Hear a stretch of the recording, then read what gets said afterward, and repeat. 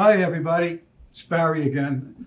I hope you've been watching the series of videos we've been doing. It's been a pleasure making them. And this is going to be our last one.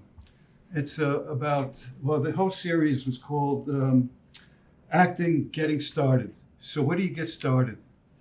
It's always the big problem for actors. And the community theaters across America has been an absolute breeding ground for very talented actors. Some, we'll talk about this in a minute, some actors have gone on professionally, thanks to Steve Yeager over here. But I have three people here that I have the highest regard for. They all have 40 plus years directing plays. Miriam Bazansky started off with the Spotlighted Theater, and her first play there, and I think one of her most favorite plays, is Death Trap. But I've seen her do some plays that have just been wonderful. But her big, I think, contribution to Baltimore theater, Baltimore community theater, is facilitating, supporting, loving the local playwrights in our neighborhood. And she's the vice chair of the Baltimore Playwrights Festival. And she's given incredible support to all these wonderful playwrights. But I have something else to say about her. I know the person who might be watching this will be annoyed that I'm saying it, but Miriam's involvement in the Baltimore Playwrights Festival introduced me to a young playwright, a wonderful woman, talented, gracious, loving. And she's become my wife and my partner for 40 years. And if not for the Baltimore Playwrights Festival, that meeting will never have happened. So Miriam, thank you. You're welcome. I'm glad we could do the love connection for you. So, but and his lovely wife Kathy is also our esteemed treasurer of the Baltimore Playwrights Festival, and she is wonderful and she's an amazing member. So I did get started with directing in 1984 at Spotlighted Theater. A generous woman, Audrey Herman, gave me the opportunity to direct at Spotlighters, and we did Death Trap, which was very well received. I was very surprised, and we had a great production. And I've gone on to direct many other productions. And then I got involved with the Baltimore Playwrights Festival back in 1985. And the reason it drew me in was I was amazed at all the talented writers and playwrights, in Baltimore, and actually it was DC. And then the thing is, if you lived in Baltimore at one point, you could submit to the Baltimore Playwrights Festival, and so we had plays submitted from all over the world, literally, because of these playwrights. Later we tightened the reins a little bit, but it just seeing these words, these actions come to life in 3D was amazing, going from page literally to stage, and getting actors saying these words and having these theaters produce it. It was exciting, and we're continuing to evolve. All the time. We're just, we're trying to find better ways to serve the playwrights, better ways to serve the community. And we have a wonderful chair right now, Timothy Copeney, who is taking us in a great direction. So I'm very proud. It's great to have you here. Thank you. And it's been great knowing you. You don't know how much I appreciate even your constructive criticism. You've always been straightforward with me. Thank you. And thank you for introducing me to Kathleen Barber.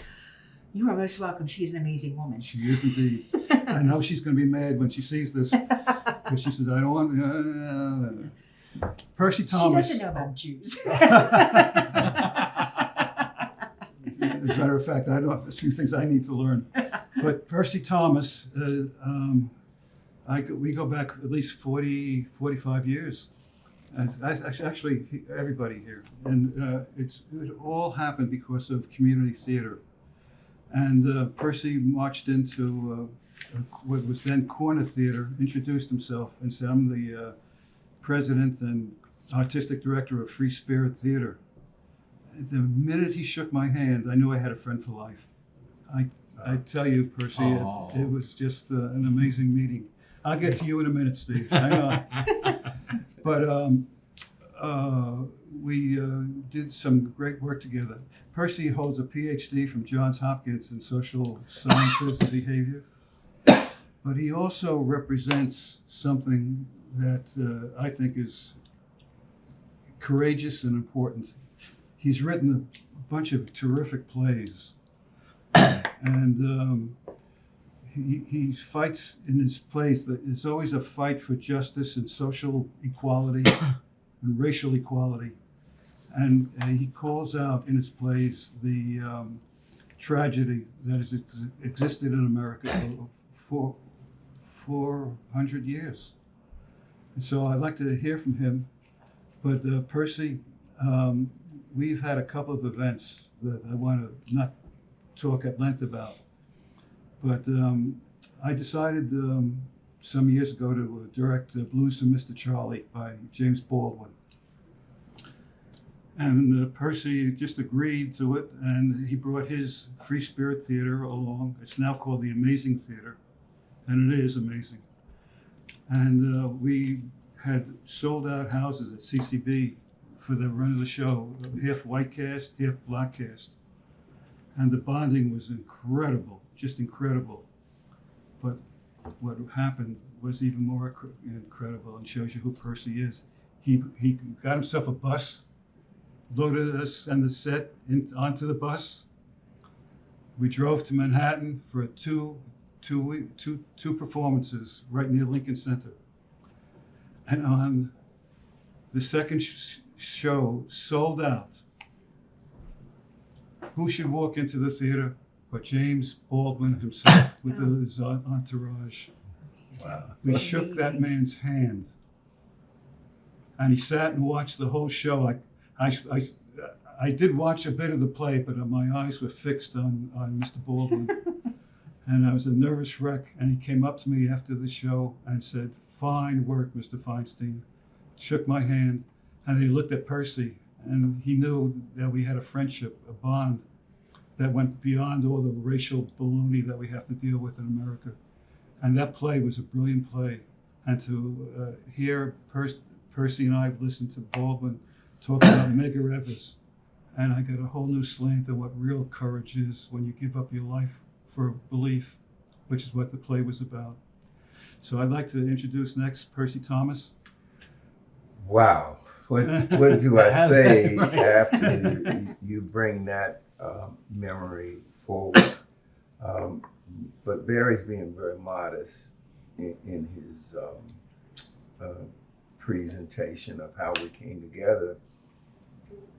We actually came together thinking about and talking about bringing community theater together in Baltimore City, because there were only a few black theater companies, and mine was one of them, and I needed help. And so I went to that Undercroft to seek help. And not only did Barry embrace me, he made it possible for the then Free Spirit Theater Company to produce their play. My very first play that I've ever written, with no real skill set at all, was a play called Where the Sidewalk Cracks. And because Barry made it possible for us to produce that play, I think we broke a barrier that existed in Baltimore between white and black theater companies. And I've been committed to and dedicated to how theaters can bring about true diversity ever since I met this man. And I can't even think about theater without thinking about Barry Feinstein, my friend and brother.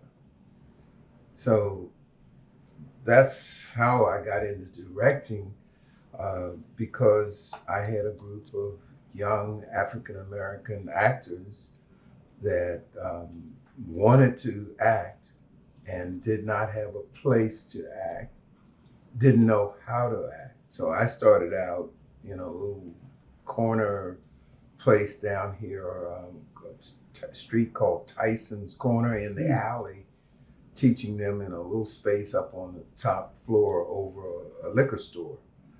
But my reason for meeting Barry was to get them a place to be seen. And from there, my experiences have grown tremendously. But at the heart of all of it is the love for people and people working together to do great things on stage. Well, Percy, thank you. There are times you call me brother, and I feel privileged, honored, because you are. There is a brotherhood between us, and it was immediate. It was immediate with everybody at the table when I met you all, and I barged in on Miriam. Tech Week. Tech Week. Tech Week. At the Spotlight of Theater. I said, where do I go? What do I do? Where do you hang lights? How do you? In the middle of my tech. Okay, I'm getting ready to open a show, and this guy comes in, and I go, may I help you? Big mistake right there. So, and it was friendship at first sight. I fell in love with him, and he's my surrogate older brother. Yeah. So. So now you know. Yes. But that was a wonderful meeting, and it was a wonderful start. I think we should mention Audrey Herman, who ran the Spotlight of Theater. She's passed on now, and she's a wonderful lady. And the thing that struck me about Audrey, no matter what play she was producing at her theater, it was the best play in town. It gave us a lot of courage. Well, I have some legacy there with Spotlight. Yeah. And I can never forget it. Lilies of the Field. Yeah. And Audrey Herman and Joe Simino directed me in that play. And I was really very grateful to be in that space because it gave me an understanding of what you could do with theater with a little space. And Right. So intimate. Intimacy is a key word for community theater. The audience at the Spotlight of Theater especially, you could kick them when you were on stage. Sometimes we did. And sometimes they did when they had their feet on the stage. That's how tight it was, Yeah. which meant the actors had to be very concentrated. Yeah. Very concentrated. Yeah. I love that space. Yeah, I'll and, never forget that. It really was very good. Now, this fella over here touched some real lives. He's Steve Yeager, and he's a film director as well as a stage director. And he, you might call him a method director, as I think I am. My teaching came over from Lee Strasberg and Sandy Meisner from the Actor Studio of the Neighborhood Playhouse in New York. And I came here just looking for a space, and I was fortunate to run into Steve, who literally dragged me to Corner Theater and said, "This is your home now." And I'll let him talk for himself, and then I'll interrupt and tell you a few things about him. Yes, Steve. Thank you, Barry. Yeah, my beginnings were very humble.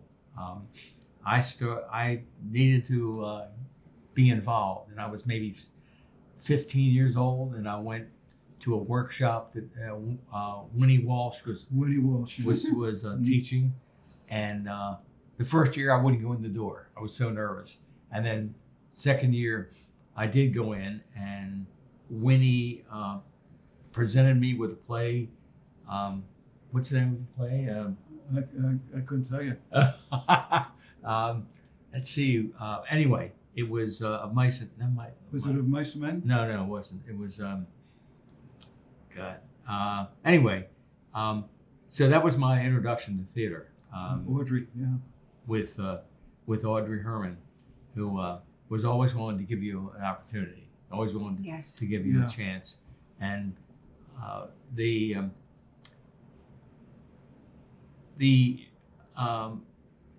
interest was there, and she recognized that, and she opened the doors because she was really in touch with talented people, and she really appreciated it. She knew how to encourage it.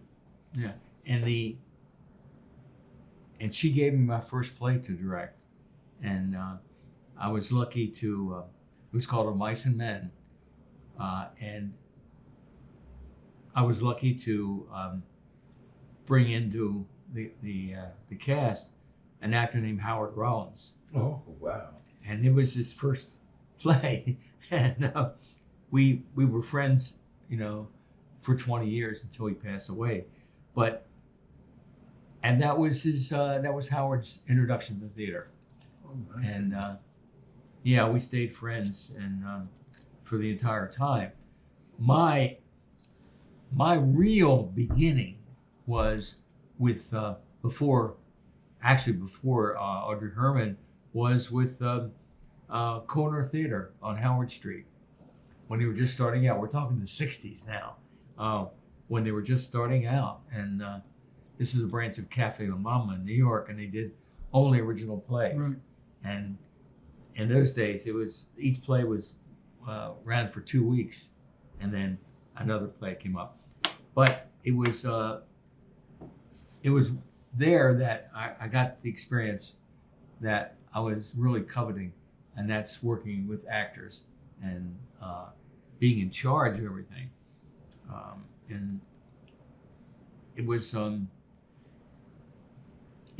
an occasion that let me know that was where I should be. And I went to Towson, and Dick Gillespie, God, was a great influence, and really taught me how to direct, and that was a considerable consideration. Also, several years after that, in Vagabonds, I directed a play based on Jekyll and Hyde, and it happened to Which you wrote. I wrote, right, and there was a young woman who hadn't done a lot of theater that auditioned for me, and I gave her the role, and it was Kathleen Turner, and she went on to have a career. But so Kathleen Turner and Howard Rollins are two actors that I worked with, and I was really pleased to have come in contact with, because we stayed friends. Howard, of course, passed away years ago, and Kathleen and I still communicate. Wow. Can you tell the story how Howard Rollins would go on stage for Mice and Men? Would not go on stage? Would not. You had to physically push him out. Oh yeah. Howard, it was the play I directed with Howard was the first time I'd ever been on stage. He was very nervous about confronting the audience. Of course, it was at spotlighters, and the audience is right on top of you. So he just wouldn't go on, and he was in the Dressing room. Yeah. dressing room, just shaking. So finally, I forget what I said, but I finally got him to the stage door. I think it was the door in those days. It was the Just a curtain. curtain, yeah. And I heard his cue, and I said, "You're on." And we were friends ever since then. And of course, he passed away. God, this guy's been 15, 20 years ago. Yeah. Yeah. It's been a while. Yeah. But the Howard soldier would- story was great. Yeah, he was. We stayed friends, and it was amazing to have him as a cohort. And in fact, when I did my first feature film, I called Howard up and I said, "Hey, I got a part for you in this film." He said, "What film is it?" And I said, "It's my first feature film." He said, "Is it a big role?" I said, "Not really, but I really need you." And he said, "Okay, I'll be there." So On the Block was my film with Howard, and my first film, and Howard had an important role in On the Block. And another person I should talk about is Mike Flanigan. Yeah. Mike Flanigan was a student of mine at Towson. I taught at Towson for 20 years and taught film and theater. And Mike Flanigan was a student of mine, and I actually produced his first film, which was done at Towson, and then actually we got it in the in New York, and it's called Make Believe, and Flanigan, if many of you know, he's gone on to have quite a career in film, and he's done. He's got a show running on Netflix right now, The Haunting of Hill House. That's It's shut down? yeah, it's shut That's down. a wonderful, Anyway, wonderful he's series. done short film. I mean, regular films, and then these series. He's done a couple of them for Netflix. So, but Mike Flanigan is another one that I like to mention, along with Kathleen and Howard. And yeah. Well, Steve, you bring back a lot of old memories here. I'm an old guy. Because I remember Howard and I were up for a TV series against each other at PBS, Okay. and he beat me out, and but then we used to hang out together. So it was Rock Dutton, Rock Oh, Dutton. yeah, Rock Dutton, Howard, and myself. And so, sometimes things happen for a reason. And he went on to, do that movie. Was it Ragtime? Ragtime. Yeah. But the Soldier Story really is great. And then Soldier Story, and then the rest is history. Yeah. Yeah. So thank you for bringing those memories back, because they're very much a part of why I'm still involved and engaged. It's Those also- people that you meet along the way Right. are so important. So thank you. Oh. And Thank you. and thank you to community theater. What is a community theater? It's usually a room, a big room that could seat 50, 60 people, 100. maybe 100, maybe 30. But it's the place where people who have a need somehow, a desire to explore acting and being on stage. And I tell you, as old as I am, I'm not going to give you my age, but I'm old. I still get nervous every opening night. But I've learned how to deal with it. And I think I try to teach new coming actors, breathe. Know how to breathe from the diaphragm. Take deep breaths and get yourself out there, and you'll be fine. And I've lived that way throughout my life, and I'm just grateful for the people sitting here and for all the opportunities that theater gave me, and how it just enhanced my life. It allowed me to be more vigilant about things, to feel sensations more. Without community theater, I wouldn't be here, and I wouldn't have gotten into film, because it was a place that I could go to and deal with this urge that I had that had no other outlet. So community theater was really the open door. Well, you guys are going to have me crying in a minute, because when I think about how I got into community theater, I was really at a point in my life. I didn't know what I wanted to do. I had graduated from college, Maryland State College. I had a reading issue in college, but outside of college, when it came to cold reading, which is very much needed in theater, I had no experience at all. Plus, I was a stutterer. And I remember my roommate, who was a drug dealer, sitting down saying to me, look, man, you can make you some money and he's had hashish and marijuana. And he says, you know all these college people, you can sell this stuff. Then I had a friend of mine that had stopped by to see me at that very same time. And he had just been released, or what do you call it when you let somebody out of the Parole. hospital? Huh? Parole kind of thing? No, out of hospital. Discharge. Discharged from yeah. the hospital. He had been just discharged from the hospital, Springfield Hospital, and he was in for some mental issues. And he said to me, man, he said, if I were you, I wouldn't do any of this stuff, man.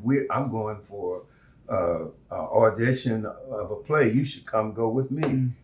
He took me to the Arena Playhouse, and I'll never forget Sam Wilson. Sam Wilson. Yeah. Sam Wilson was the director of a play called Clara's Old Man. And they asked me to read, and I picked up this small one-act play script about gang youth. And I started reading, and everybody started laughing. And there's something about Sam Wilson that knew that I was just devastated. So Sam Wilson says, take this script home and come back tomorrow night for the second reading. I took that script home. I learned every part that I had to do, and I came back and I faked it, because when I was reading, I wasn't reading. You were memorizing. I had it memorized, because Wow. I said, I'm not, self-esteem is a real big issue. So when I came back, I said, I'm not going to stand up here and look like a dummy. So I had remembered every line that I had, because it was a little play, Clara's Old Man by Ed Bullins. And a magical thing happened when I took the stage. Guess what? I have never stuttered again. You might get a little sense of it, but from that point on, I heard this, and I said, wow. It's And addicting, isn't it? That's more addicting than anything.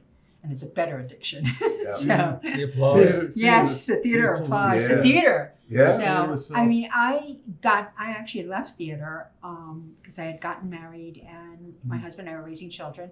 I had my youngest child, and I was sitting in front of the television set, folding diapers and clothes and things. And I was watching television. I was watching Mr. Rogers, because he liked me just the way I was. And I'm watching this child show by myself folding, and I'm thinking, I can't do this anymore. So I had seen an audition notice in the paper. They were having auditions for Fiddler on the Roof at Spotlighters Theater. Oh, And I went down and I auditioned, and I got a part of one of the chorus people, which I was thrilled. Okay. And I never looked back. I loved it so much. And what did it do for you, though? well, first of all, dancing always gave me a self. I was a dancer first, and it gave me self-confidence, and dancing's great.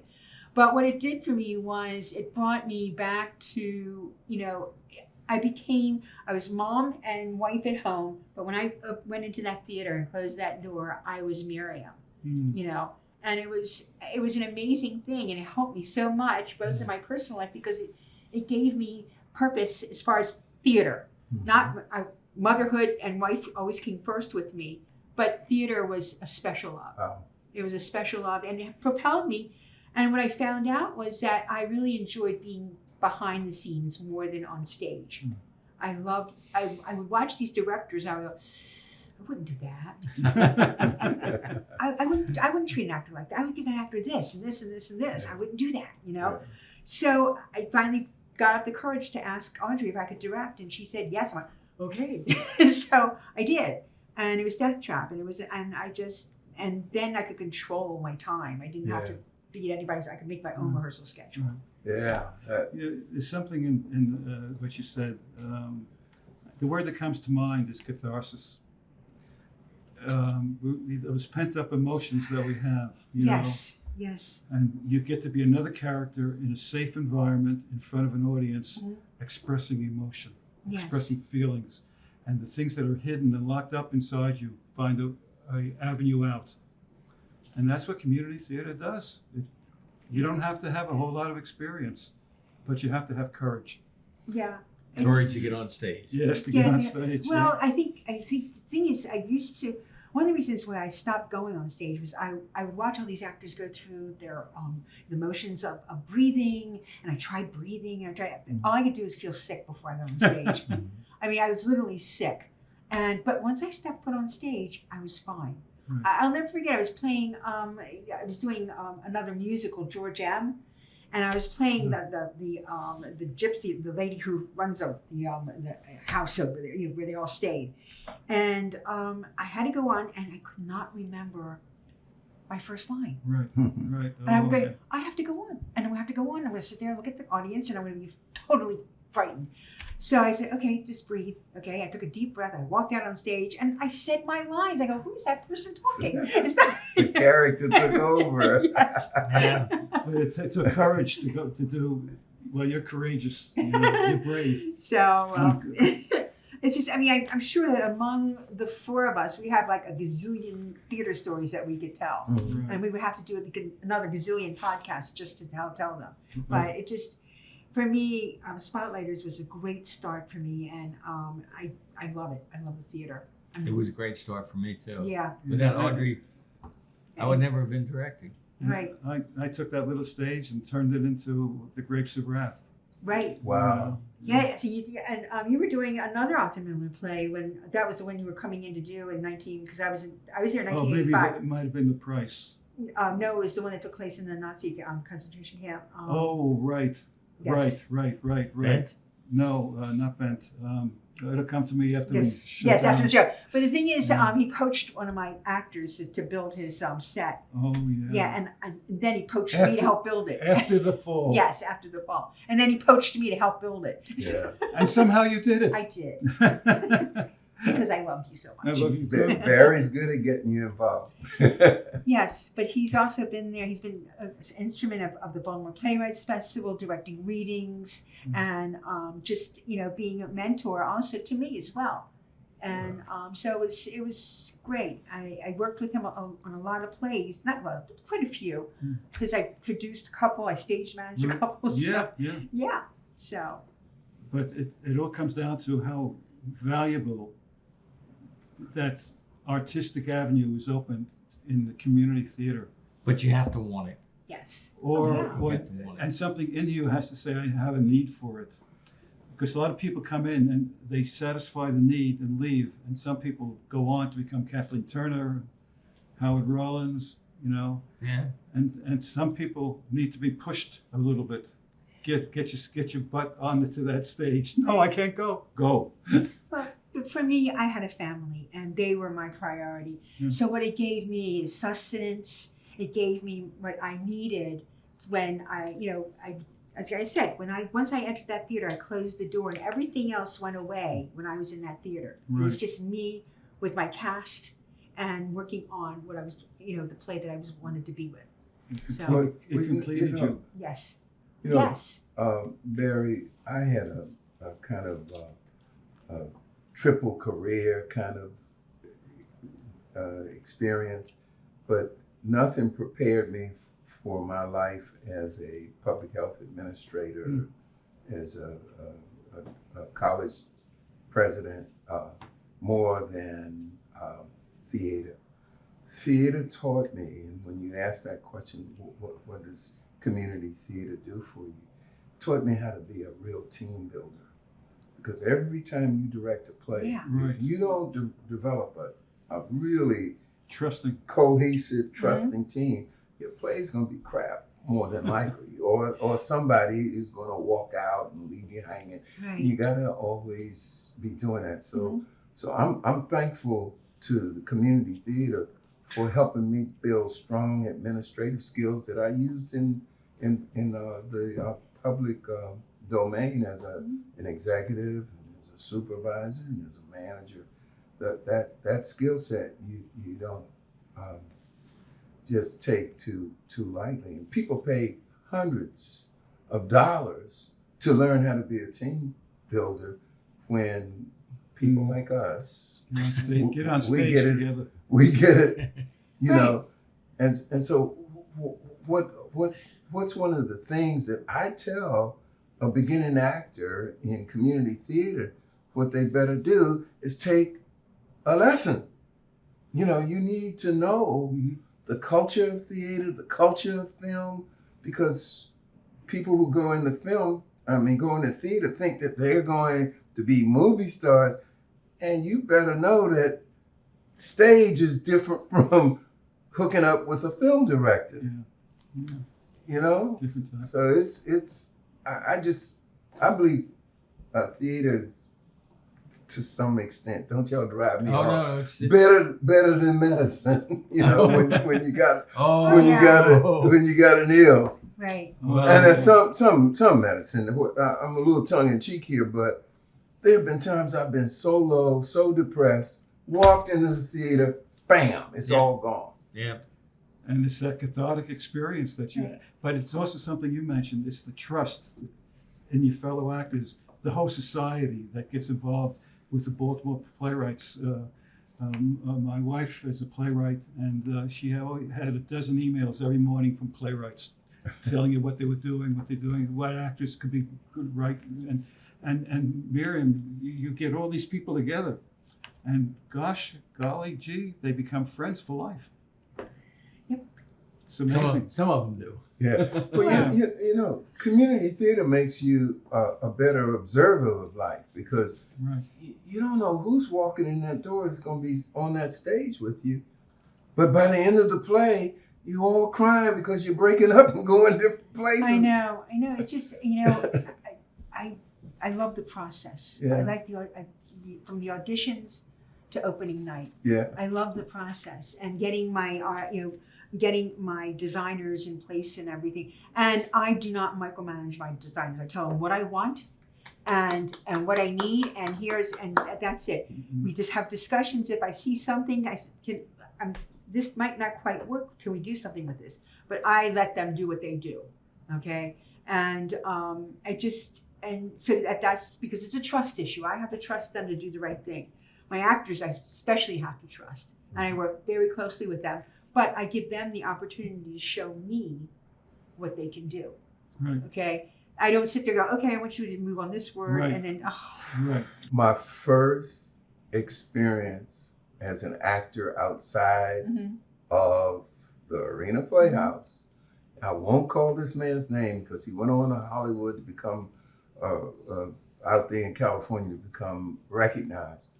But the first play outside of the Arena Playhouse that I was ever directed in, the guy says, I want you to take 3 steps, turn, and say, Yeah. no. Oh. And then move behind the chair and bang your fist on the back of the chair. Yeah. I went crazy. You know what I It did? doesn't give you a chance I to find quit. your Right. impulse. Yeah. See, I learned early I on quit. when I first started directing. Okay, what I learned was because I used to block everything out. Yeah. I'd block first act and or the scenes, and I would run it. And what I found was that this doesn't work. You have to Just incorporate the acting. yeah, but so what I learned is, okay, guys, you need to be entering from here and somehow make it across over there. And well, can I stand? I said, I'm not on stage. You are. If you feel like you want to stand at that point, go ahead. Just as long as you have to be doing, you have to be doing something at this point. Okay, that's it.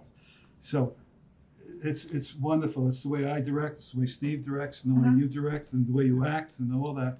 It's allowing the actor the liberty to have a creative impulse related to the character he's portraying, and Wow. make the Right. move, and then you can maybe style it a little bit. But the actor leads the way, and you choreograph it. Right, and because you never know if you buttonhole them into a certain thing, you never know what you're missing. Okay, what that actor can give you at that moment, and it's never the same.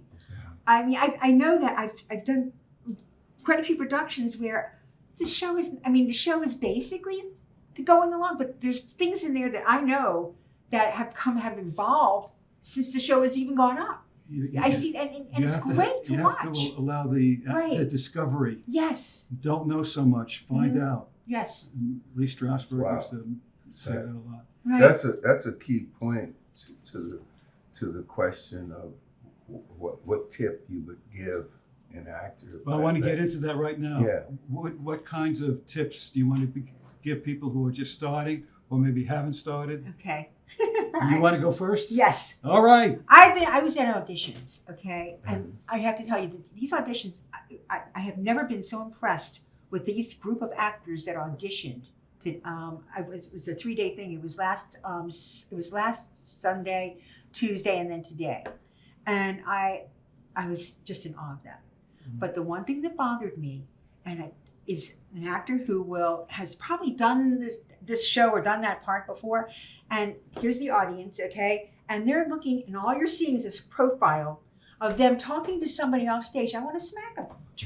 Let us see your face. Let us see what you're saying to the audience. Why do you think they're doing that, though? Because they were taught to do that. I think they were shy, maybe a little reticent, a little afraid. No, because that's how they learned it. 95% of the actors will look at the audience, okay, because they want you to see what they're saying. They want to draw you in. Absolutely. Okay, but and the actors that do that are not as experienced as the ones that face. So I'm asking and begging actors that when you audition, look at us. We want to see your face. We want to see your expressions, your beautiful little faces, and what you have to say. We did a session with this series about auditioning, and Laura Malkus. Yeah, she auditioned today. She's fabulous. Awesome. She was fabulous. You don't need to tell me.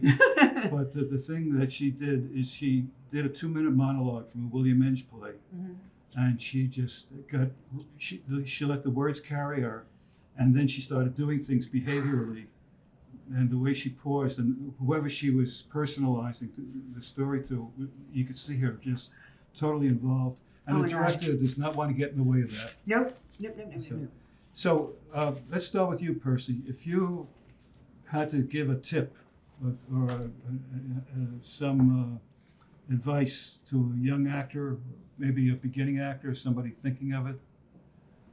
Yeah. Well, one, know the play or the sides, understand whatever. If it's a film and they send you sides, go through it, do the background, do the research to the extent you can, and go in and not be worried about what the casting director's thinking, not be worried about what the film director, if he's there, what he's thinking. Go in and show them something that they haven't seen before. And that's kind of coming out of you organically, the impulse. Yeah. The creative impulse. So many of them come in and they're so uptight about what is Miriam going to think? What is she looking for? It doesn't matter. Do your research and show them something. They'll tell you what they want if you don't see it. But the main thing you want to do is get the call back or the part. And you may be doing something as the actor that the director never dreamed of, or the playwright. Exactly. Yeah. Steve, you have something to say? Yeah. Once you get into film, it's a much different game. Yeah. And I miss theater. I really miss directing theater, but my life has been film and teaching for the past 20-some years. Yeah. But I think the thing that I like to tell actors that are working in film is just relax. Just be yourself, because that's what we're looking for. We're not looking for you to know or present each word of the script. We're looking for something from you. Who are you, right? Yep. Yeah. I like that. What can you bring to it? Screw the lines. What can you bring to it? Yeah. Well, don't screw the lines Show too me much. something. Yeah. But you know what I mean? Yeah. It's but film is a much different game. And you were equal. You did plays of the Vagabonds and Spotlighters. I was lucky. I did both theater and film, and you made a host of friends. And I really, now that I've been away from theater for so many years, I really kind of miss it. But film has been, my genre for, 25, 30 years. So I really have gotten to the point where I understand it, and I like working in it, and I can break a script down and know how to shoot it. So it's becomes second nature. Yeah. Thank you, my friend. Yeah. Miriam, you know this. Me? Yeah. Yes, you. So, I just, when I'm working with specifically an actor who doesn't have a lot of experience, but I see something that I feel like they have so much to bring to a part, I tell them, think of a situation that's similar to this and use that, okay, when you're interacting with the other actor or when you're doing your monologue. Just think of that specific, that touches you, something that touches you or makes you feel familiar. Then it takes the strangeness, even though you know the part and everything, it makes that character more familiar to you. So. Very good. I want to segue into what Okay. you just said. You got enough tape there? Are we doing okay, John? Oh, this is John Imes, who you can't see. But thank you, John, for being here and videoing. Need a break, John? We're almost finished. Okay. But what Miriam aware said of is the very important. cameras. You know, the actor has to become more aware of not just himself, but of the surroundings of life. So he has something to draw upon. The key that I learned was from Lee Strasberg. And it took me about 2-3 years to really comprehend what he was doing. We'd go into a scene and instead of going right to the dialogue, he'd have us do sense memory. And what sense memory is, and he never really explained it well enough for someone like me. I was the youngest in the group, so. But sense memory is when you work on an imaginary object and take your time and sensorially recreate the object or the sensation and make that sensation real. Take the imaginary object and make it real for yourself so that you can believe in it. And that's the whole basis for acting. Taking the imaginary world and turning it around so that it becomes real, not just for you, but for the audience. And he said something very important. If you believe what you're doing up there, if you create the hotness, the coldness, the pain of losing somebody, if you really personalize that and create that honestly, the audience will go with you, especially in community theater when they're right on top of you. And it's been wonderful over the years working with actors and helping them reach what Miriam and everybody's been saying here, create the environment for the actor to really have that experience and make the imaginary become real. So for all those interested, go to your neighborhood playhouse, audition, and be brave. Have a 2-minute monologue. Have a good picture of yourself, like Laura was talking about a couple of sessions back, and do a great job, and learn to handle a rejection. Just get better. Be brave. Does that happen? It does. It does. Oh, Be man. brave. Stick with it. And for all, you want to say something? Yeah, I want to say something before you leave that, particularly with my good friend Steve here. I got my SAG card in film because Screen Actors Guild. Screen Actors Guild, because you have to, when you show up on a set, and I make it that important that I do it for film and for stage, you have to be ready. I was an extra in a play, and the guy showed up on the set that was the actor, and he was supposed to play a transvestite, and he refused to play a transvestite because he was in his head, and he didn't want to shave his beard. Right. And Roger Mosley said to the director that I have a guy that I think would play that role. And Roger told me what it was. So if Steve were the director and he asked me, he says, well, do you think you can play that role? And I looked at the director, Steve, and I said, Darling, what do you want me to do? And he cracked up just like you cracked up. He says, take him to the dressing room. That's how I got my first film. So my suggestion is for an actor to be relaxed, like Steve has said, but be ready to work when you show up. Don't be in your head. And, Right, and exactly. one final thing. Oh, you went. But yeah. what a great challenge Yeah. that could have been the part, what a great challenge to be something totally that you're not. Yes, find that So, in yourself yeah. that will make it possible for you to do it. Right. It's the world of the imagination. Mm-hmm. And so, in addition to sense memory, we demonstrated relaxation.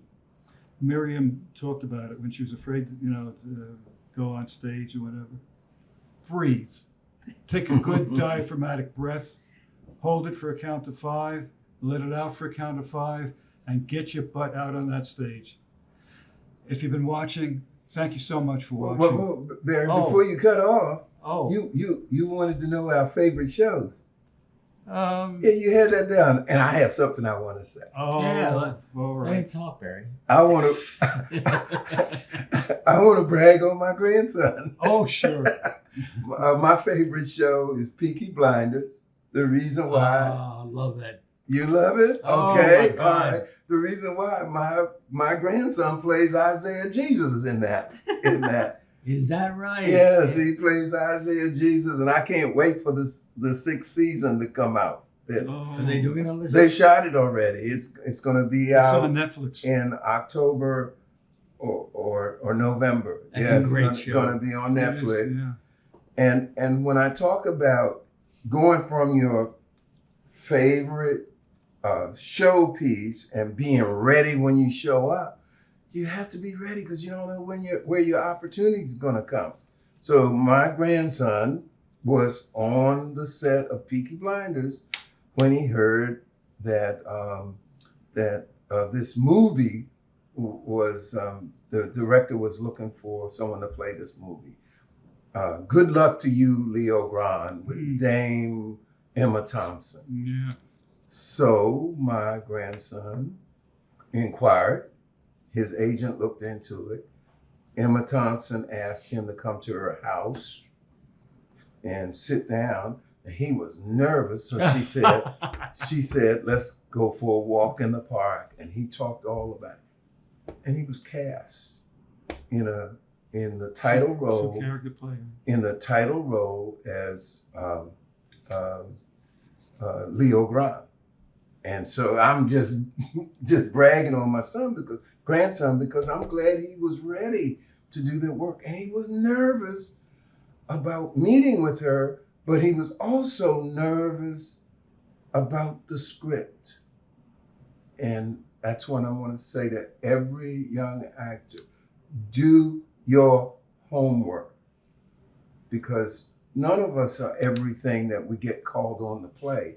But if we do our homework and relax, we can do it. Sorry, Barry. It's quite all right. It's great that you said that. Daryl McCormack in Leo Grande and Peaky Blinders. You'll love him, Steve. Oh, You've yeah. seen him already. Yeah, 'cause yeah. He was in it. Well, for those of you that are watching, they can see the craziness that goes on here. And I love these people, Miriam, Steve, Percy, and your grandson is so fortunate to have such a great granddad. You met him, right? Yeah. You met him. I- Yeah. And I want to thank you all for watching. I hope you're getting something from all this. It's a wonderful thing to be on stage in front of an audience expressing feeling. So thank you very much, and maybe we'll see you next time. Bye. And thank you, Barry. Thank you, Barry. You're welcome. Thanks, Barry. My pleasure.